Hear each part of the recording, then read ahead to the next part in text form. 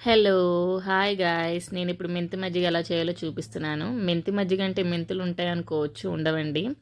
ఇది మెంతి మజ్జిగ మీ ఊర్లో ఏమంటారో కామెంట్ చేయండి. మెంతి మజ్జిగ డైజెషన్‌కి చాలా మంచిదండి. పథ్యం చేసేవాళ్ళు గూడా దీన్ని తాగొచ్చు. గ్యాస్ గూడా తగ్గుతుందండి. గ్యాస్‌గా ఉన్నప్పుడు ఇది చేసుకొని అన్నంలో గానీ, డైరెక్ట్‌గా కానీ తాగితే చాలా మంచిదండి.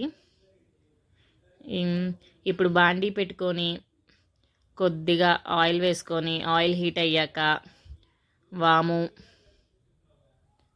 ఆవాలు, జీలకర్ర, కొద్దిగా అల్లం తురుము వేసుకోండి. ఫ్రై అయ్యాక పచ్చిమిరకాయలు, ఉల్లిపాయలు, కరివేపాకు వేసి ఒకసారి ఫ్రై చేసుకొని కొద్దిగా పసుపు వేసుకొని ఫ్రై చేసుకోండి. ముందుగా చేసుకున్న మజ్జిగని వేసుకోవడమే.